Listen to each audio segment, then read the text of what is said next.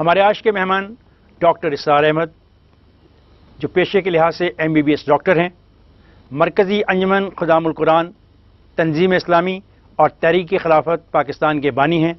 آئیے ان سے بات کرتے ہیں۔ ڈاکٹر صاحب، آپ کیسے ہیں؟ اللہ کا شکر۔ کیا اسلام کسی ریاست میں نافذ کرنے والی چیز ہے یا عمل کرنے والی؟ ان دونوں میں میرے نزدیک کوئی فرق نہیں ہے۔ اسلام پر عمل کرنا ہی اس کو نافذ کرنا ہے۔ اور اگر آپ سے یہ دریافت کیا جائے کہ اسلامی نظام ہے کیا، تو آپ اس کے جواب میں مختصر طور پہ کیا کہیں گے؟ اسلامی نظام یہ ہے کہ جس کے لیے عنوان ہے جامع خلافت، وائس جورنسی، یہ تسلیم کیا جائے کہ حاکمیت اللہ کے لیے ہے، اللہ اور اس کا رسول ان کے آراء بالا تر رہیں گی ہر حال میں، لیکن with in the circle of their injunctions of the Quran and the Sunnah, باقی جتنے معاملات ہیں وہ عوام کے ہیں۔ امرہم شورا بینہم، وہ آپس میں مشورے سے وہ معاملات طے کر سکتے ہیں۔ کیا پاکستان کے دستور کے مطابق حاکمیت اللہ تبارک تعالیٰ کی نہیں ہے بالکل، لیکن اس کے آگے ایسی رکاوٹیں ہیں کہ وہ مؤثر نہیں ہے۔ مثلا اس کے حوالے سے ایک مقدمہ دائر کیا گیا سپریم کورٹ میں کہ یہ جو سزا ہے کہ جس شخص کو سزا ہو چکی ہے پھانسی کی، سیشن سے بھی، پھر کنفرم ہو گئی ہے ہائی کورٹ سے، پھر کنفرم ہو گئی سپریم کورٹ سے، پھر بھی صدر مملکت کو اختیار حاصل ہے کہ وہ چاہیں تو کمیوٹ کر دیں، یہ خلاف اسلام ہے۔ کسی کو اختیار نہیں ہے معاف کرنے کا قاتل کو، سوائے اس کے لواحقین کے۔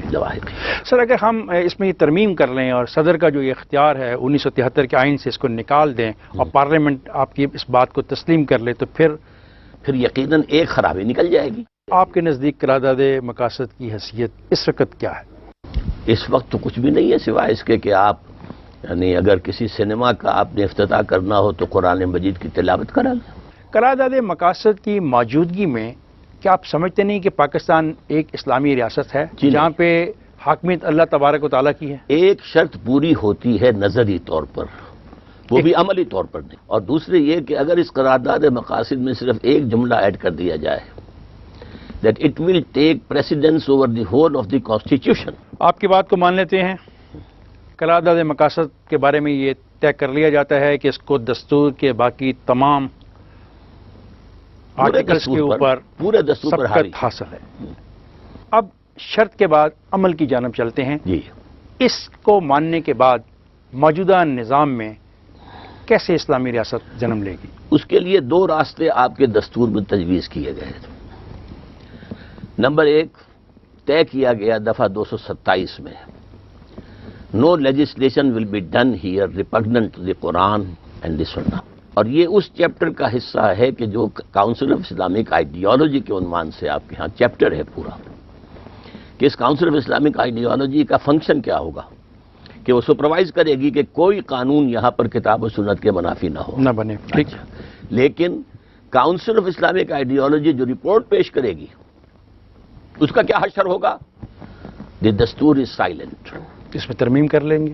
وہ نہیں کی گئی نا۔ نہیں، ہم بات دیکھیں، ہم ایک اس میں ترمیم کر لی جائے، وہ تو میں خود سمجھتا ہوں کہ چند ترمیموں سے نفاق کا، منافقت، یہ میں اس کو دستوری منافقت کہتا ہوں۔ منافق وہ شخص ہوتا ہے کہ جو قانوناً مسلمان ہے، حقیقت میں مسلمان نہیں ہے، وہ منافق ہوتا ہے۔ تو ہمارا دستور منافقانہ ہے، نظام کافرانہ ہے۔ سر، اگر نظام کافرانہ ہے، آپ اور میں اور یہ سب لوگ جو یہ ہمارا پروگرام دیکھ رہے ہیں اپنے آپ کو مسلمان کہتے ہیں، مسلمان گھرانوں میں پیدا ہوئے ہیں، جب پیدا ہوتے ہیں تو ان کے کان میں اذان دی جاتی ہے، جب یہ فوت ہوں گے تو پھر ایک عالم دین کھڑا ہوگا اور وہ نماز پڑھے گا ان کی جنازے کی، تو ان لوگوں کے بارے میں کیا آپ کہیں گے؟ جو پیدا ہوئے تو ان کے کان میں اذان ہوئی، جو فوت ہوں گے تو ان کی نماز جنازہ پڑھی جائے گی، ان کے بارے میں آپ کیا کہتے ہیں؟ ان لوگوں میں سے میں دو قسمیں کروں گا۔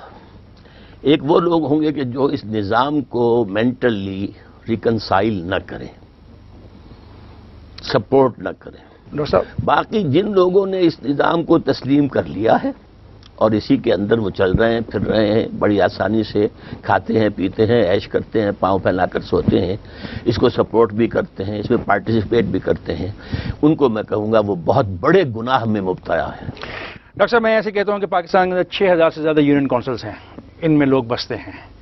ان لوگوں کو آپ مسلمان سمجھتے ہیں؟ Legally they are all Muslims, I always said. میں آپ سے بات کر رہا ہوں، میں لیگل نہیں پوچھ رہا، میں ڈاکٹر اسرار احمد سے اس کی رائے پوچھ رہا ہوں۔ میری رائے یہ ہے کہ لیگلی دے آر مسلمس، لیکن ایکچولی فاسق ہیں، فاجر ہیں، غیر متقی ہیں، غافل ہیں، ناواقف ہیں، اور ان کے لیے جو ہے وہ فاسق اور فاجر بھی ہیں، لیکن ہیں مسلمان۔ سوال یہ پیدا ہوگا سر کہ پاکستان میں کتنی مساجد ہوں گی آپ کے خیال میں؟ میرے علم میں تو نہیں ہے، میرے پاس کوئی statistics لاکھوں کے قریب تو ہوں گی اگر ہم محتاط رویہ اختیار کریں تو۔ کیا وہاں پہ کوئی پابندی تھی علماء کرام پہ کہ آپ لوگ مساجد میں جا کے نماز نہیں پڑھ سکتے اور لوگوں کو دین کی طرف متوجہ نہیں کر سکتے؟ کوئی پابندی نہیں تھی سر۔ اگر پابندی نہیں تھی تو کیا وجہ ہے کہ آج لوگ غافل بھی ہیں، ناواقف بھی ہیں؟ کہاں پہ جس ریاست کو اسلامی جمہوریہ پاکستان کہا جاتا ہے، کہاں پہ جس ریاست کو اس لیے معرض وجود میں لایا گیا کہ وہاں پہ لوگ جا کے اپنے دین کے مطابق اپنی زندگیاں گزار سکیں گے؟ علماء کرام بھی یہ کام کرتے ہیں، لیکن اصل میں جو کاؤنٹر فورسز ہیں، جو مغرب کا جو ایک تہذیب ہے ہمارے اوپر، اس کی جو چھاپ پڑ چکی ہے، مذہب میں مغربی تہذیب کی چھاپ آپ پر اس ملک میں کب سے پڑنی شروع ہوئی؟ جب سے انگریز فاتح کی حیثیت سے آیا، جب انگریزی تہذیب کا سیلاب آیا، انگریزی علوم کا سیلاب آیا، سائنس کا سیلاب آیا، تو یہ ساری چیزیں اتنی اوور ویلمنگ تھیں کہ، اور ساتھ ہی ساتھ مشنریز چلے آ رہے تھے ان کے جلوں میں کہ کنورشن ہو سکتی تھی پورے ہندوستان کے اندر۔ پادری فاؤنڈر نے کلکتے سے لے کر دلی تک تمام علماء کو شکستیں دی ہیں مناظروں کے اندر۔ وہ تو بعد میں دلی میں پھر اس کو مناظرہ کرنے کے لیے مل گئے، مولانا رحمت اللہ کیرانوی رحمت اللہ علیہ، انہوں نے شکست دی اس کو، پھر وہ یہاں سے بھاگ گیا۔ ان حالات میں علماء نے طے کیا کہ ہم اس مین دھارے کا مقابلہ کرنے کے حق میں نہیں ہے، اس وقت پوزیشن میں نہیں ہے۔ آخر حقائق کو دیکھنا چاہیے، ان کی طاقت کیا ہے، ہماری طاقت کیا ہے۔ اگر ہمارے اندر طاقت ہوتی تو ہم محکوم ہی کیوں ہوتے ہیں؟ لہذا انہوں نے ڈیفینسو رول اختیار کیا، کونوں کھدروں میں جا کر بیٹھ جاؤ، قال اللہ قال الرسول کی آوازیں بلند کرو۔ جس بات کا اثر مسلمانوں پہ ہوا اسی بات کا اثر ہندوؤں پر کیوں نہیں ہے؟ انہوں نے اپنی ثقافت، تہذیب، اپنا دین کیوں نہیں چھوڑا؟ ہندو جو ہے اس کے لیے مسئلہ یہ نہیں تھا کہ کوئی نئی چیز آ گئی، وہ پہلے بھی غلام تھا، اب بھی غلام، لہذا اس کی طرف سے کوئی ری ایکشن نہیں تھا۔ اس نے انگریز کو ویلکم کیا، انگریزی تہذیب کو ویلکم کیا، انگریزی علوم کو ویلکم کیا، انگریزوں نے ان کو بڑھایا کہ یہ لوگ ہیں کہ جو ہمارے لیے خطرہ نہیں بنیں گے، یہ مسلمان خطرہ بنیں گے۔ اور انڈین مسلمان نامی کتاب کیوں لکھی گئی تھی؟ کہ چونکہ ہم نے ان سے چھینا ہے، یہ تھے یہاں کے رولرز، اس لیے ان کے اندر ایک باغیانہ جذبہ موجود ہے۔ یہ تھی وجہ کہ ہندو آگے بڑھ گیا ہم سے، اور ہمارے ہاں پھر سیکنڈلی ایک ڈفرنس آف اوپینین ہو گیا۔ ایک رائے یہ ہوئی کہ دیکھو بھائی، جو حقائق سامنے آئے اس سے منہ چرانے کا فائدہ نہیں ہے۔ اب آپ مغربی تہذیب کو بھی دیکھیے، مطالعہ کیجئے، مغربی علوم بھی پڑھیے، اس میں جو صحیح ہے اختیار کیجئے، جو غلط ہے چھوڑ دیجیے۔ ایک رائے یہ بنی کہ نہیں، naan cooperation, absolute naan cooperation. واپس چلتے ہیں 1947 سے 2005 تک آپ سمجھتے ہیں کہاں روکا گیا اس ملک میں دین کی تبلیغ سے؟ دین کی تبلیغ سے تو کہیں نہیں روکا گیا، لیکن دین اصل میں دو حصوں کا نام ہے۔ دین ایز اے مذہب مینز نماز، روزہ، حج، زکوٰۃ، شراب حرام، سور حرام، یہ فلاں فلاں، نماز، اچھا نکاح ہوگا، طلاق کے یہ قوانین، ایک یہ ہے جس کو میں کہتا ہوں مذہب۔ اٹس ناٹ دین۔ دین ہے ایک مکمل نظام زندگی، the total political socio economic system according to Allah deen, that is deen. تو دین سے تو روکا گیا۔ 1947 کے بعد مداخلت کہاں ہوئی؟ نظام کے بارے میں مداخلت ہوئی ہے، مذہب کے بارے میں نہیں۔ پہلی مداخلت ہوئی ہے جیسا کہ میں نے بتایا آپ کو کہ جو نمایاں ہے، جیسے میرے نزدیک پہلی مداخلت لیاقت علی خان کا قتل ہے۔ اس کے بعد مخالفت شروع ہوئی یہاں کے مغربی تعلیم یافتہ طبقے سے۔ کس کا اسلام نافذ کرو گے؟ شیعہ کا، سنی کا، دیوبندی کا، بریلوی کا، اہل حدیث کا، جماعت اسلامی کا، خود اسلام۔ اس کے بعد ایک بہت بڑا بلنڈر ہو گیا ایک مذہبی جماعت کی طرف سے، جو اس وقت تک ایک سیاسی جماعت نہیں تھی، اس نے الیکشن میں حصہ لے لیا۔ الیکشن میں حصہ لے کر وہ جماعت جو ہے اب وہ ایک پارٹی بن گئی، پولیٹیکل پارٹی. اب اس کی سپورٹ دوسری پارٹیز کیسے کریں؟ لہذا اسلام جو ہے ڈیوائیڈڈ ہو گیا اور اس کے لیے مختلف فرقوں کی جماعتیں علیحدہ علیحدہ منظم ہو گئی. اس سے جو مومنٹم تھا اسلام کا وہ ختم ہو گیا. These are the 3 stages. Doctor صاحب کیا سمجھتے ہیں کہ جماعت اسلامی کا سیاست سے ناطہ جوڑنا پاکستان کی بقا اور اسلام کے پھیلنے میں رکاوٹ بنا؟ میرا یہ خیال ہے کہ واقعی یہ بہت بڑا بلنڈر ہوا ہے ان سے. وہ ادھر کے رہے نہ ادھر کے رہے، اس لیے کہ ان کی جو پروان چڑھے تھے یہ ایک انقلابی پارٹی کی حیثیت سے. اگر دین اگر آپ 3 الفاظ کو بمقابلہ 3 الفاظ کے لے آئیں، Jamaat Islami in my eyes from 1941 to 1951 it was ایک اصولی اسلامی انقلابی جماعت. 3 words: اصولی اسلامی انقلابی جماعت. 51 میں الیکشن میں حصہ لے کر اب یہ بن گئی اسلام پسند قومی سیاسی جماعت. سر اگر وہ دین کو لانا چاہ رہے تھے تو پھر کیا کرتے وہ؟ کوئی انقلابی اقدام، عوامی ایک جو ہے فضا تیار کر کے، ذہن تیار کر کے. آپ نے جماعت اسلامی کے حوالے سے ایک جگہ لکھا، ایک تحریک 9 سال کوئی معمولی چیز نہیں ہوتی، اس عرصے میں تو تحریکیں اتنا کام کر لیتی ہیں جو آئندہ کے لیے فیصلہ کن ثابت ہو. اگر ہم آپ سے یہ سوال کریں کہ 33 سال سے آپ کی جدوجہد جاری ہے تو آپ نے اتنے عرصے میں کیا حاصل کر لیا، تو آپ کا کیا جواب ہوگا؟ میرا یہ ہوگا کہ یہ اپنے اثرات ظاہر کرے گی. کب؟ اب بھی ظاہر کر رہی ہے. کیا؟ آج ظاہر یہ کر رہی ہے کہ بہت بڑے پیمانے پر قرآن مجید کا درس اور ایک انقلابی اس کا میسج جو ہے عام ہو رہا ہے. سر ایک سیکنڈ، میرا سوال بھی یہی تھا، ان قرآن مجید کے درس سے کیا کبھی بھی پاکستان میں کسی نے بھی آپ کو روکا؟ نہیں، مجھے نہیں روکا. اچھا، اگر اگر کسی کو بھی نہیں روکا. اگر کسی کو بھی نہیں روکا گیا تو جس جدوجہد کی بات آج آپ کر رہے ہیں کہ آپ پچھلے اتنے سال سے درس قرآن کر رہے ہیں اور اس درس قرآن کے نتیجے میں ایک ایسی فوج، ایک ایسی ٹیم، ایک ایسا گروہ بن جائے گا جو اصولوں کی طرف، جو حقیقت کی جانب جائے گا، تو باقی لوگ کیا کرتے رہے؟ آئی ایم ناٹ جواب دے. آگے چلتے ہیں آگے. اگر اسلام نظام واقعی اس دور میں قابل عمل ہے تو آپ کس ماڈل کی اختیار کریں گے؟ Saudi, not at all. ایرانی یا طالبانی؟ Not at all. طالبان کا تو ابھی نظام وجود میں آیا ہی نہیں تھا. Out of question. ابھی تو طالبان نے لے دے کر چند قوانین نافذ کی. ڈاکٹر صاحب آپ نے یہ بھی کہا کہ امام مہدی کا ظہور ہونے والا ہے اور جو طالبان ہیں اس کی فوج ہے. میں نے نہیں کہا. میرا پہلا حصہ آپ کا سٹیٹمنٹ صحیح ہے کہ میرے نزدیک امام مہدی کا ظہور قریب ہے، اور یہ بھی بات میں کہتا ہوں کہ ان کے لیے جو فوج جائے گی ان کی مدد کرنے کے لیے، یہ احادیث نبویہ کی باتیں ہیں جو میں کر رہا ہوں، میری باتیں نہیں ہیں.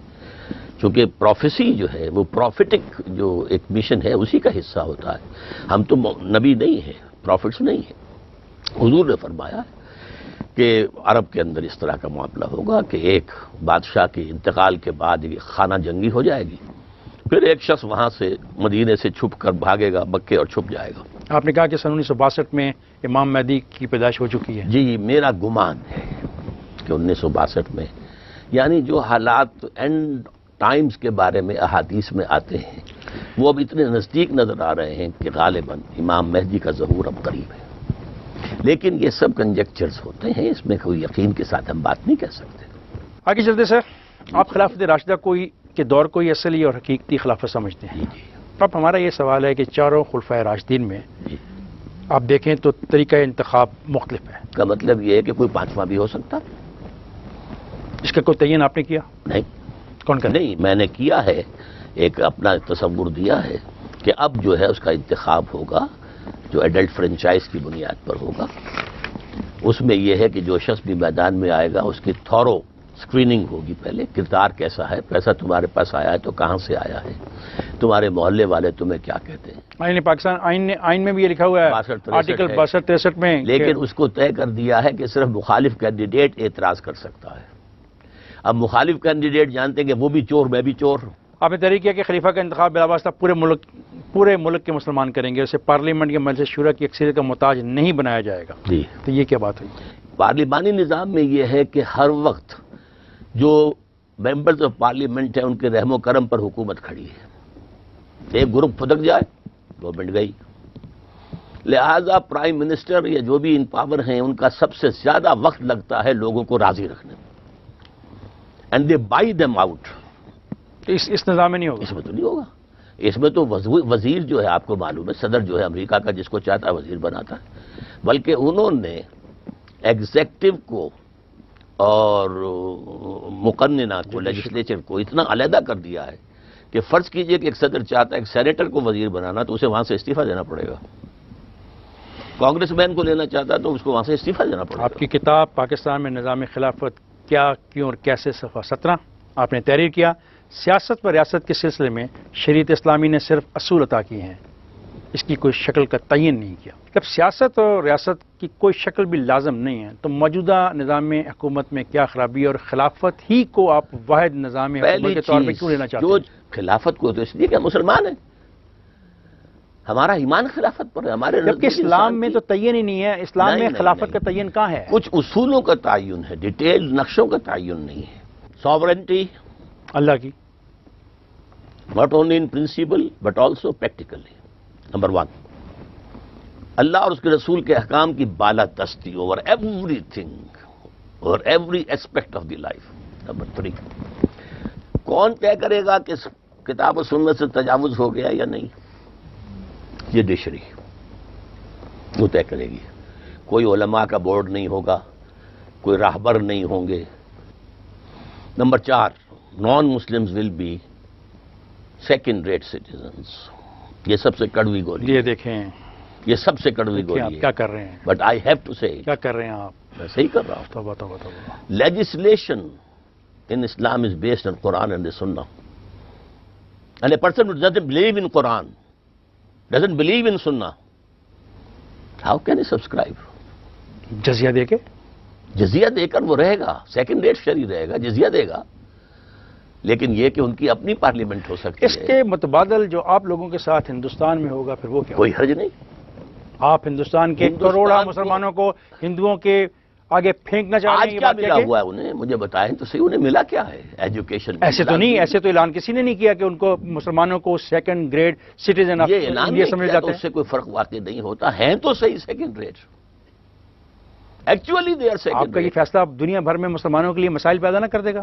کرے. میں جس چیز کو حق سمجھتا ہوں اسے بیان کرتا ہوں. سر بھارت میں اسلامک ریاست، آپ کی ریاست میں غیر مسلم کو ووٹ کا حق ہوگا؟ وہ ووٹ دیں گے اپنی اسمبلیز کے لیے. تو ہندوستان میں کیا مسلمانوں کو ووٹ کا حق ہے؟ میں تو کہتا ہوں کہ انہیں چاہیے کہ وہ کہیں یا تو ہمیں سیپریٹ جو ہے وہ دے دو ووٹنگ کا معاملہ، الیکٹوریٹ، ورنہ ہم حصہ ہی نہیں لیتا. کیونکہ آپ نے اتنے عرصے ان سے جنگ کی تھی کہ we are not one nation. اب کتنے بڑے جھوٹے ہیں آپ جب آپ کہتے ہیں کہ ہم ایک نیشن ہیں. اچھا جب آپ کی سوسائٹی میں ایک پورا کا پورا سیکشن شامل ہی نہیں ہوگا ریاستی امور میں تو وہ روندا نہیں جائے گا؟ کس طرح نہیں روندا جائے گا؟ روندا جائے گا. رہے گا. آپ کے ہاں، آپ کے اس ملک کے اندر کتنا کچھ حصہ لیا پارسیوں نے سیاست کے اندر. were they trampled? They had the freedom to do business. They had the freedom to take education. بہترین تعلیمی ادارے کراچی میں پارسیوں نے بنائے، بہترین ہسپتال پارسیوں نے بنائے. They lived as respectable minorities. تو اس اعتبار سے یہ ووٹ سے کچھ حاصل نہیں ہوتا، یہ سوائے فراڈ کے. سر were they ever declared second grade? Never. But what I am saying is, if they are declared, there is no harm. کوئی پریکٹیکل فرق نہیں واقع ہوگا. جو اس وقت ان کی پوزیشن ہے وہی رہے. اچھا پھر ایسی صورتحال میں غیر مسلموں کے لیے جو قانون سازی کی جائے گی اس میں ان کو پھر کیسے نمائندگی دی جائے گی؟ ہم ان کو تو نمائندگی دی ہی جائے گی. اب اس کے بعد ان کی پروپوزلز کس حد تک ہمارے لیے ایکسیپٹیبل ہیں یہ ہم دیکھیں گے. ڈاکٹر صاحب سے گفتگو کا سلسلہ جاری رہے گا. اگلے منگل پھر ملاقات ہوگی.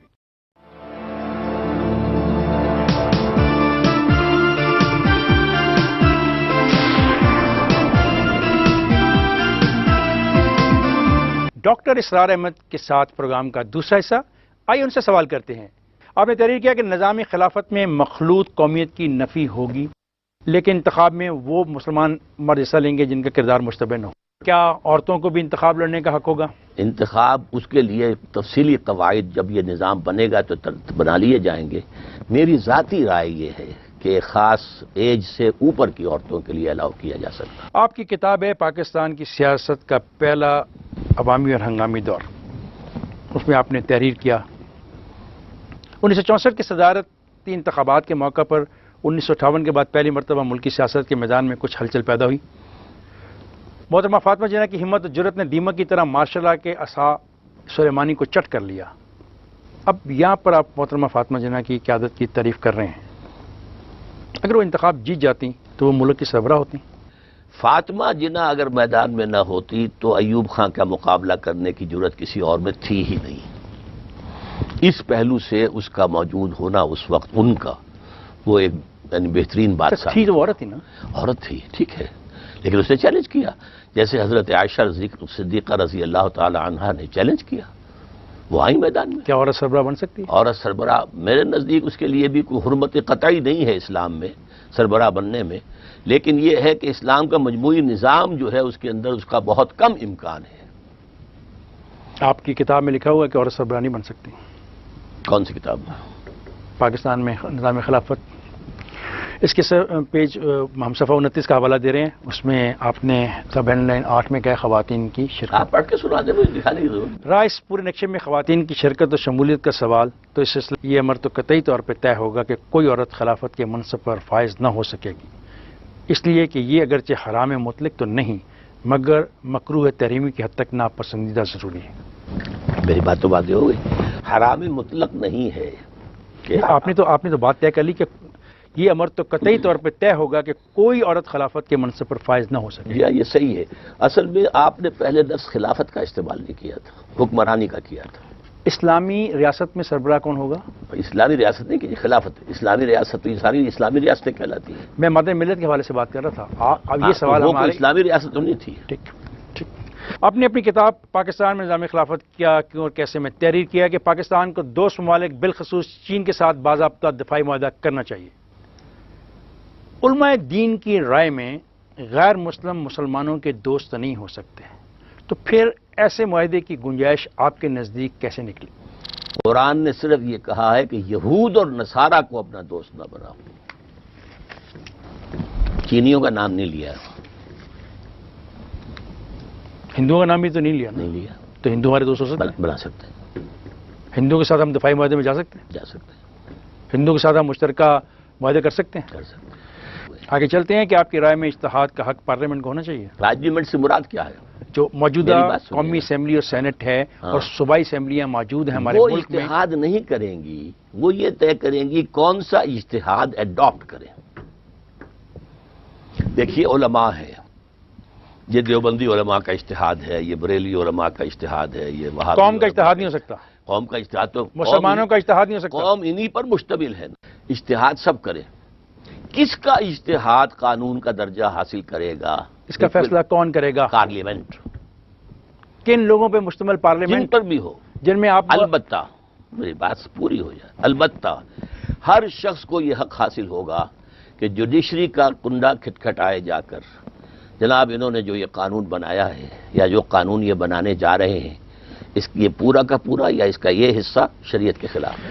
لیکن سر اگر پارلیمنٹ میں ایک فقہ کی اکثریت ہو تو کیا جو اجتہاد ہے وہ اسی فقہ کے حق میں نہ ہو جائے گا؟ یہ تو ڈی فیکٹو شکل ہو سکتی ہے اگر پارلیمنٹ میں ایک ہی فقہ کی اکثریت ہو، لیکن جو چیز میں تجویز کروں گا وہ یہ ہے کہ ہمیں اس سے اٹھ کر اسلامی نظام قائم نہیں ہوگا جب تک کہ ہم فقہی تقسیموں سے اٹھ نہیں جائیں گے. سر آپ نے خود لکھا ہے کہ اس میں ہرگز کوئی شک نہیں کہ فقہی اختلافات ایک حقیقت واقعی ہیں اور ان کو یکسر ختم کر دینا ممکن ہی نہیں، محال عقلی ہے، اور عہد حاضر کی اسلامی ریاست یا نظام خلافت میں ان کو مناسب قانونی اور دستوری حیثیت دینا لازمی ہے. سر کیا ایک ملک میں دو مختلف فقہی قوانین چل سکیں گے؟ نہیں. اصل میں اس بات کو سمجھ لیجئے کہ قانون کے دو حصے ہیں، the personal law and the law of the land. Law of the land ایک ہی ہو سکتا ہے، پرسنل لا 100 بھی ہو سکتا ہے. پاکستان میں لا آف دی لینڈ کون ہوگا؟ لا آف دی لینڈ جو بھی بنائے گی پارلیمنٹ. آپ کی رائے میں اسلامی ریاست میں سیاسی جماعتوں کی اجازت ہوگی جن کو الگ الگ منشور بھی ہو سکتا ہے؟ جی، جب ایک نظام، ایک قانون اور ایک ہی طریقہ رائج ہوگا تو سیاسی جماعتوں کا کیا مقصد ہوگا؟ سیاسی جماعتوں کا مقصد ہوگا کہ جو ڈیٹیلز ہیں، جو کتاب و سنت کے اندر تفصیلاً نہیں آئی ہیں، اس میں ہمیں جو رائے بنانی ہوگی تو اس میں ایک کا منشور ایک ہے، دوسرے کا اور ہے۔ صوبوں کو کتنے حقوق دیے جائیں، کتنے مرکز کے پاس رہے، یہ کتاب و سنت کی بحث تو نہیں ہے۔ سر معذرت چاہوں گا، گستاخی اگر نہ کروں، نہیں، ضرور کریں۔ ایسی صورتحال میں جب اسلامی ریاست میں سیاسی جماعتوں کی اجازت ہوگی جن کا الگ الگ منشور بھی ہوگا، تو کیا ایسا نہیں ہوگا کہ جو سیاسی جماعتیں ہیں وہ فقہوں کی بنیاد پر ہی بنیں گی؟ اگر بنے بھی تو فقہ کو ہم حرام تو نہیں کہتے۔ تو آج پاکستان کے اندر جو صرف یہ تقسیم ہے، screening کریں گے۔ آج پاکستان کے اندر جو تقسیم ہے، ہم اس کو تو آپ برا ایک سمجھتے میری ہیں؟ بات سنیے، ہم اس کو جو ہے اس کی اجازت نہیں دیں گے کہ شریعت کے اندر جو ہے جو لا آف دی لینڈ ہے ان میں فقہوں کو بنیاد بنایا جائے۔ سر میں اور چل کے کھل کے بات کرتا ہوں۔ ہم آپ کو پڑھتے ہیں تو ہم دیکھتے ہیں کہ آپ ان مذہبی جماعتوں کے خلاف ہیں جو سیاست میں اپنے آپ کو ملوث کر چکی ہیں، جو فقہوں کی بنیاد پر سیاست میں ان کر کے رہی ہیں، خلاف نہیں ہوں، ان کے طریقہ کار کے خلاف۔ جو فقہوں کے حوالے سے سیاست کرتی ہیں، شیعہ کی ہیں، سنیوں کی ہیں، آپ اس کی مخالفت کرتے ہیں، دیوبندی آپ اس کی مخالفت کرتے ہیں، وہابی۔ لیکن اس میں آپ ان کو موقع دے رہے ہیں اور آپ تسلیم کر رہے ہیں کہ وہ اس بنیاد پہ سیاست کر سکتے ہیں۔ یعنی یہ کہ ان کو اصل تو موقع ہم دے رہے ہیں پرسنل لا کا۔ پرسنل لا کے قوانین بنانے کے اندر وہ کوئی کام کریں، اپنی بات کہیں، اس کو پھر سامنے لے کر آئیں تو اعتراض نہیں ہوگا، لیکن ہم ہر جماعت کے جو منشور ہوگا اسے ہم سکرین کریں گے۔ جیسے صدر کے لیے جو امیدوار آئے گا اس کی سکریننگ ہوگی، منشور ول بی سکرین، کہ اس میں کوئی چیز کتاب و سنت کے منافی نہ ہو۔ یعنی ان سیاسی جماعتوں کو پہلے اپنا منشور آپ کو دینا پڑے گا اسکریننگ کے لیے، تو پھر آزادی کیا ہوئی؟ آزادی کا ہے کہ ہوئی؟ آزادی اظہار کا ہوئی؟ مادر پدر آزادی کے ہم قائل نہیں ہیں۔ آزادی with in the injunctions of the Quran and the Sunnah. کیا آپ اس رائے سے اتفاق کرتے ہیں کہ حکومت کی اجازت کے بغیر کوئی شخص جمعہ نہیں پڑھا سکتا؟ یہ فقہ اسلامی کا اصول یہی ہے۔ عملاً تو میں خود اس کے خلاف کر رہا ہوں۔ 40 برس سے اگر جمعہ پڑھا رہا تھا میں تو کسی کی اجازت سے نہیں پڑھا رہا تھا، لیکن اسلامی جو بھی ملک بنے گا، حکومت ہوگی، اس میں یہ تو آپ مجھے تو جمعہ نہیں پڑھانے دیں گے پھر آپ؟ ہے نہیں، مجھے کیا، مجھے بھی نہیں ہوگا، آپ کو کیا؟ unless I have been approved by the government۔ سر یہ تو پھر ایک فرد کا ریاست نہ بن جائے گی کہ الیکشن میں حصہ نہیں لے سکتا، سیاسی جماعت نہیں بنا سکتا، خطبہ نہیں دے سکتا؟ آپ کی باتیں تمام سے کون نہیں لے سکتا؟ آپ نے کہا کہ جن لوگوں کو اجازت ہوگی اس کے لیے تعین کیا جائے گا، ایسے لوگ حصہ لیں گے، ایسے لوگ حصہ نہیں لیں گے، جو الیکشن کے اندر امیدوار بن کر آئے۔ ایک اور پھر آپ نے کہا کہ وہ جو سیاسی جماعتیں ہیں ان کو پہلے اپنا دکھانا پڑے گا وہ سیاسی جماعت کائے کو بنا رہے ہیں، کیوں بنا رہے ہیں، اس پہ بھی آپ اجازت نہیں دے رہے، اور یہ جو خطبہ ہے اس کی بھی آپ اجازت نہیں دینا چاہتے۔ سب چیزیں ایک آدمی کے ہاتھ میں رہیں گی تو یہ بڑی بدترین عملیت نہیں ہو جائے گی آج کے دور میں؟ اس مسئلے میں نے خود ابھی سوچا نہیں ہے، لیکن میں نے آپ کو بتایا کہ فقہ کے مطابق ایسا ہی ہے۔ سر میں ڈاکٹر صاحب آپ سے پوچھنا چاہ رہا ہوں، کیا کریں، اتنا اقتدار آپ جب ایک آدمی کو دے دیں گے تو پھر انجام کیا ہوگا؟ ایک آدمی تو نہیں ہوگا نا، آخر جو بھی خطیب ہوں گے ہزاروں ہوں گے، لاکھوں ہوں گے، مسجدیں لاکھوں ہیں، اور ان کے اندر صاحب ہمت لوگ بھی ہوں گے، صاحب عزیمت لوگ بھی ہوں گے، سب کے سب صرف government servants, your faithful servant تو نہیں۔ آگے چلتے ہیں، آپ نے تحریر کیا کہ وحدانی، فیڈرل اور کنفیڈرل نظام سب جائز ہے۔ بالکل۔ اب پہلی بنیادی بات تو ہے کہ فیڈرل اور کنفیڈرل نظام آپس میں متصادم بھی ہیں۔ فیڈرل اینڈ کنفیڈرل، فیڈریشن اور کنفیڈریشن میں فرق ہے؟ فرق تو ہے، تو یونٹری میں نہیں ہے، یونٹری میں بھی ہے۔ اچھا، جب یہ تینوں میں فرق بھی ہے اور آپ کے نزدیک یہ جائز بھی ہیں اور خلافت بھی آپ کے نزدیک جائز ہے، تو کیا خلافت وحدانی نظام ہے، کیا خلافت فیڈرل نظام ہے، یا کیا خلافت ایک کنفیڈریشن نظام ہے؟ It will be left on the free choice of the people. یہ امرہم شورا بینہم ہے، یہ ان کا معاملہ۔ قرآن نے نہ یہ کہا کہ وحدانی بناؤ، نہ یہ کہا کہ فیڈرل بناؤ، نہ یہ کہا کہ کنفیڈرل بناؤ۔ آپ کس کو سپورٹ کرتے ہیں؟ میں تو نمبر 1 کو، لیکن یہ کہ خلافت راشدہ کے کچھ خصائص ایسے ہیں جو دنیا میں اب دوبارہ نہیں آ سکتے۔ خلافت راشدہ ضمیمہ تھی خلافت نبوت کنٹینیوشن، ٹھیک، وہ تو نہیں آئے گا۔ وہاں جو لوگوں کی جو اصلاح ہوئی تھی اور جو تربیت تزکیہ ہوئی ہوا تھی، تھا، تربیت ہوئی تھی، براہ راست نبی کریم صلی اللہ علیہ وسلم آپ سے ہوئی وہ تھی، اب نہیں ہو وہ نہیں سکتی۔ ہو سکتی۔ وہاں صحابہ میں گریڈیشن تھی۔ پہلے کے کون ہیں، بعد کے کون ہیں، ہاں نہیں، مکے پہلے کے تو کون سب ہیں، سے اوپر مدینے جو کے ہے کون 10 عشرۂ مبشرہ ہیں، ٹھیک۔ پھر وہ اصحاب بدر ہیں، پھر اصحاب بیعت رضوان ہیں، سو آن۔ پھر یہ کہ وہ ایک قبائلی معاشرہ تھا۔ قبائلی معاشرے میں چیفز آف دی ٹرائبز بیٹھ کر جو طے کر لیں بس فیصلہ ہے۔ فیصلہ ہے۔ تو ان 4 چیزوں کی وجہ سے اب یہ 4 چیزیں نہیں ہیں۔ آپ تجویز کیا کرتے تو ہیں sir? We have to take the fundamentals of Islam. آپ مسلم قومیت کی بات کرتے ہیں، کیا موجودہ دور میں یہ حقیقت عیاں نہیں کہ ایرانی خود کو ایرانی قوم، عرب عربی قوم، بنگلہ دیشی بنگالی قوم اور اس طرح دیگر ممالک میں رہنے والے قومی شناخت کے لیے اپنے اپنے ملک کا نام استعمال کرتے ہیں؟ پھر واحد قوم کے تصور کا امکان کیا ہے اور یہ کیسے ممکن ہے؟ واحد قوم کا تصور اصل میں ان قومیتوں کو ان کو گورن کرے گا۔ ایک قوم کے اندر قومیتیں ہو سکتی ہیں، جیسے قریش ایک قبیلہ تھا، اس میں بہت سے گھرانے تھے، یہ بنو امیہ ہیں، یہ بنو ہاشم ہیں، یہ بنو عدی ہیں، یہ بنو تیم ہیں، یہ فلاں ہیں، یہ فلاں ہیں۔ کون مانے گا اس کو؟ انسان ہی مانیں گے انشاءاللہ۔ کیا آپ ان ممالک کو فتح کریں گے؟ نہیں، فکر فتح کرے گا، کیسے اکٹھے ہو جائیں گے سارے؟ فکر فتح کرے گا۔ کیا انڈیا کے اندر روس کی فوجیں آ گئی تھیں کہ کمیونسٹ پارٹی بن گئی وہاں؟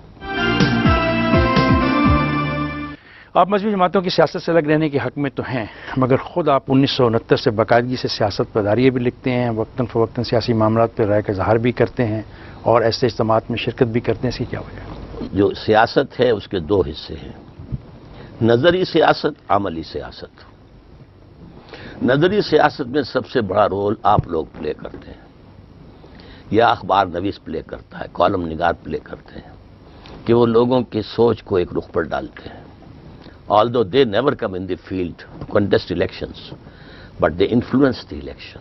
یہ نظری سیاست ہے۔ I am 100% theoretically a politician, but not practical. اچھا، پریکٹیکل میں بھی سمجھ لیجئے پلیز، اس کے بھی 2 حصے ہیں، ایک ہے انتخابی سیاست، ایک ہے انقلابی سیاست۔ آپ انقلابی سیاست میں یقین رکھتے ہیں؟ میں انقلابی سیاست میں یقین آپ خون چاہتے ہیں ملک میں بہے؟ بالکل، خون دیے بغیر نظام نہیں بدلتا۔ کس کا؟ غریب عوام کا خون بہے گا یا قائدین کا؟ جو بھی اس نظام کو بدلنا چاہے ایک ان کا خود کا نظام خون بہے گا۔ 1977 میں بھی آپ نے نظام لانے کی کوشش کی اور قتل نہیں غریبوں کا خون کی، بہا۔ قتل نہیں کی، میں بالکل نہیں مانتا۔ It was only a political movement, anti Bhutto movement, نظام مصطفیٰ۔ which was hijacked by the Maulvis. نظام مصطفیٰ۔ And the Maulvis were fighting with each other. ایک دوسرے کے پیچھے نماز تک نہیں پڑھتے تھے۔ آج بھی تو یہی ہے، تو پھر تو آئندہ بھی ایسا ہی ہوگا؟ نہیں ہوگا۔ یہ تو خدشات ہیں جن کی میں نمائندگی کرنے بیٹھا ہوں۔ بنے گی، وہ جماعت نہیں تھی، کانگلومیشن تھی آف پارٹیز، 9 جماعتوں کا اتحاد تھا۔ لیکن اگر ایک جماعت بنے گی تو ایسا نہیں ہوگا۔ سر آج ہماری بات میں یہ بات آپ نے تسلیم کی کہ فقہ رہیں گے، اگر فقہ رہیں گے تو ایک جماعت کیسے بنے گی؟ یہ اختلاف تمام فقہی اختلافات نہیں ہیں۔ فقہ کیا ہے؟ نماز یہاں ہاتھ رکھ کر پڑھنی ہے، یہ یہاں پڑھنی ہے۔ کسی فقہ کے اندر یہ نہیں ہے کہ رکوع بھی 2 ہیں۔ اگر رکوع 2 ہوتے ایک رکعت کے اندر تو پھر نماز آپ کیا کبھی 2 رکوع کے معاملے پر اس ملک کے اندر کوئی فساد ہوا؟ ہے ہی نہیں نا۔ تو فساد کن باتوں پہ ہوتا ہے اس ملک میں؟ وہ تو ہیں کچھ چیزیں کہ اگر آپ نے حضرت عائشہ کو کسی نے گالی دے دی ہے، کسی نے کوئی توہین کر دی ہے حضرت حسین کی، یا یہ تعزیہ نکلتا ہے تو اس راستے سے نہ نکلے۔ آپ کے بارے میں کہا جاتا ہے کہ فقہوں کے معاملے میں آپ ریلیجسلی انٹالرنٹ ہیں۔ نہیں، قطعاً نہیں۔ کہا گیا آپ کے بارے میں، بالکل۔ آپ ایک کمیٹی کے سربراہ تھے اور وہ کمیٹی اسی لیے توڑ دی گئی کہ وہ اس کے جو دوسرے شرکا کا کہنا تھا کہ ڈاکٹر اسرار صاحب جو ہیں وہ فقہی طور کے اوپر نہیں چل پائیں گے۔ ان کا کہنا تھا ریلیجسلی انٹالرنٹ، ان کا کہنا تھا، ان کا کہنا تھا، یہ میں اس کو تسلیم نہیں کرتا۔ ایسا کیوں کہا انہوں نے؟ اس لیے کہا انہوں نے کہ انہیں اپنی چودراہٹ خطرے میں نظر اس آئی۔ نے شاید اس لیے نہیں کہا کہ وہ کہتے ہیں کہ انہوں نے آپ نے 7 محرم کو اپنے بیٹے کی شادی کر۔ اس میں مجھے قطعاً کسی کی دل آزاری کا میرے پیش نظر نہیں تھا، بلکہ واقعہ یہ ہے کہ مجھے اندازہ ہی نہیں تھا کہ شیعہ اس معاملے میں اتنے سینسیٹیو ہیں۔ ہمارا جو تنظیم اسلامی کا ہے ایک اجتماع سالانہ ہونے والا تھا۔ آپ جیسے عالم دین کو یہ احساس نہیں تھا کہ شیعہ حضرات اس معاملے میں اتنے سینسیٹیو ہیں؟ ہاں نہیں، مجھے نہیں تھا، میں عالم دین ہوں بھی نہیں نا۔ سر میں تو سنی بھی اس معاملے میں طالب سینسیٹیو ہیں، سنی بھی اس یہ جو 10 روز ہیں اس ماہ کے اس کو اس ماں کو کیا وہ تو پورے محرم کو نکال دیتے ہیں۔ اس چیز کو اصولاً میں غلط سمجھتا ہوں، اس لیے کہ اگر اسی بنیاد پر آپ نکالنا شروع کر دیں تو شوال کے نکال دیجئے 10 دن. یہ ہے وہ بحث ڈاکٹر صاحب، اب آپ اس بحث پہ آ گئے. یہ ہے وہ بحث جس کا مجھے جواب چاہیے جی میں دے رہا ہوں. کہ پاکستان میں تو اتنے واضح فقوں کی موجودگی میں جس ریاست کی بات آپ کرتے ہیں وہ کیسے ممکن ہو سکے گی؟ وہ ممکن ہو سکے گی اگر یہ دونوں فقے اس بات پر راضی ہو جائیں جس پر کہ ایران کا کانسٹیٹیوشن جو ہے بیسڈ ہے. ایران کے کانسٹیٹیوشن میں یہ ہے کہ ایران میں law of the land will be Ithna Ashari, شیعوں کا، جعفری فقہ کا. But all the minorities will have full independence. Minorities sir, Pakistan میں آپ شیعہ کو مائنورٹیز کہہ سکیں گے؟ تعداد کے اعتبار سے تو ہیں سر. لفظ مائنورٹی جو سے میننگز نکلتے ہیں، کیا اتنا بڑا ایک فقہ ماننے کو تیار ہو جائے گا؟ وہ اگر مانیں گے نہیں تو اس کا اندیشہ یہ ہوگا کہ پھر یہاں اسلام نہیں آ سکتا. آگے چلتے ہیں. غلام احمد کے نعرہ منسوخی جہاد و قتال کے بارے میں آپ کی کیا رائے ہے؟ میرے نزدیک غلط ہے. قتال جاری رہے گا. حضور نے فرمایا اس دن سے جس دن سے اللہ نے مجھے مبعوث کیا اس دن تک جب کہ مسلمان حضرت عیسیٰ کے ساتھ ہو کر دجال سے جنگ کریں گے. البتہ قتال کے لیے کچھ شرائط ہیں. قتال فی سبیل اللہ کے لیے پہلے ایک جماعت تیار کی جاتی ہے، اس میں ایمان، تقوی، خلوص، للہیت پیدا کی جاتی ہے، سم و طاعت کا خوگر بنایا جاتا ہے اور انہیں ڈسپلن کا پابند کیا جاتا ہے. ایک امیر کے پیچھے پھر وہ قتال. کون امیر ہے آج جس کے کہنے پر آپ جہاد چاہتے ہیں جاری رہے؟ جو بھی اس جماعت بنے گی تو امیر ہوگا. ابھی جماعت تو نہیں بنی. نہیں بنی نا. تو یہ جو جہاد ہو رہا ہے، جہاد کے نام پر جو قتال ہو رہا ہے، اسی لیے میں نے کہا ہے کہ ان میں سے اکثر جہاد فی سبیل اللہ نہیں ہے. اکثر یا سارے؟ نہیں، میں نے ایک کو ایگزیمپٹ کیا ہے اس میں. کس کو؟ اور وہ تھا طالبان کا جہاد against the northern alliance. Taliban 90% رقبے پر قابض ہو چکے تھے. طالبان نے وہاں پر 100% امن قائم کر دیا تھا. طالبان نے کچھ اسلامی قوانین نافذ کیے تھے. طالبان کا معجزہ یہ ہے کہ ایک حکم پر پاپی کی کاشت ختم ہو گئی تھی. ایک حکم. اس اعتبار سے وہ ایک جینوئن اسلامی حکومت بن گئی تھی اور جو شمالی اتحاد لڑ رہا تھا وہ ان کے خلاف تھا اور ایک امیر کے پیچھے، ملا عمر کے پیچھے یہ جہاد ہو رہا تھا. سو آل دی کنڈیشنز ور دیئر. کیا آپ نے مناسب قوت فراہم ہو جانے کے بعد آخری اقدام کی عملی صورتحال کی تیاری کی ہوئی ہے؟ وہ تیاری نہیں کرنی ہوتی، وہ تو عین وقت کے اوپر ساری صورتحال پیدا ہو جاتی ہے. کوئی ضرورت نہیں ہے منصوبہ بندی کی، پلان کرنے کی، کچھ نہیں، پھر دیکھی جائے گی جو ہوگا. ایسے ہوگا تو بہت بڑی انارکی نہیں جنم لے لے گی. انارکی کے جنم لینے کا تو ہم نے راستہ روک دیا. اقدام ایک پارٹی مضبوط ہو اور جو کنٹرول کر سکے. ڈاکٹر صاحب جب آپ یہ پاپولیشن بٹ کنٹرول. ڈاکٹر صاحب جب آپ یہ بات کہتے ہیں تو پھر آپ نے اپنی کتاب اسلام کی انقلابی فکر کی تجدید و تعمیر اور سے انحراف کی رائیں صفحہ 58 پہ یہ کیوں لکھا، اقدام اور تصادم کے نتائج کیا ہوں گے؟ یا تخت یا تختہ. آپ کس کے لیے تیار ہیں؟ دونوں کے لیے. کتنے لوگ مریں گے؟ آل ڈیپینڈز اپون کتنے لوگ مریں گے؟ I can't say. آپ کا کیا جو اندازہ مریں ہے؟ گے وہی کامیاب ہوں گے. آپ کا اندازہ کیا ہے؟ میں کچھ نہیں کہہ سکتا. کیا آپ اپنی جدوجہد میں سوئسائڈ بومبنگ کے حامی ہیں؟ نہیں، میں نہیں حامی نہیں ہوں، لیکن اس وقت جو ہو رہی ہے اسے کنڈون کرتا ہوں کہ ان کے پاس کوئی راستہ نہیں رہ گیا ہے کہ وہ کوئی جوابی کارروائی کر سکے، کوئی اپنے حقوق کا تحفظ کر سکے. They have been pinned against the walls. Maulana Noor Rahman Shariah board Bharat نے آپ کے بارے میں کہا، علماء حق کی رائے میں آپ کے لیکچرز کو سنتے وقت احتیاط سے کام لینا چاہیے کیونکہ آپ مستند عالم دین نہیں ہیں. بالکل صحیح ہے. تو پھر میں کیا کروں؟ میں تو آپ کو بڑے غور سے سنتا ہوں. احتیاط سے کام لیجیے. کیسے لوں؟ اس لیے کہ آپ کو چاہیے کہ ایک آدھ تفسیر اور بھی زیر مطالعہ رکھیں. تو عام آدمی دیکھیے، میں تو عام آدمی ہوں، میں تو آپ کو ٹیلی ویژن پہ بولتے ہوئے دیکھتا ہوں. دیکھیے میرے پاس تفسیر لینے کا موقع ہی نہیں ہے، میں تفسیر پڑھ ہی نہیں سکتا. کوئی مفسر 100% صحیح تفسیر نہیں لکھ سکتا. Please note it down. تو ہر شخص، ہر مفسر جو ہے اپنے اینگل آف ویو سے قرآن کو دیکھتا ہے، پڑھتا ہے، سمجھتا ہے، پھر سمجھا دیتا ہے. ایک اور فتویٰ بھی ہے جی. اس میں آپ کو سننے سے منع کیا گیا ہے کہ آپ کو نہ سنا جائے. جہاں یہ بھی ہونے والی بات ہے. اس لیے کہ ہر دور کے علماء کا جو اپنا ایک مقام اور مرتبہ ہوتا ہے، اگر کسی بھی پہلو سے وہ محسوس کریں کہ اس میں کوئی مجروح ڈاکٹر صاحب ہو رہا جب علماء ہی متفق نہیں ہو رہے آپس میں تو قوم کیسے کٹے گی؟ ہے، علماء کبھی متفق نہیں ہوں گے، پھر قوم بھی کبھی لیکن اکٹھی نہیں ہوگی؟ نہیں، قوم ہوگی، علماء کے ماننے والے آ جائیں گے۔ Thank you very much. شکریہ۔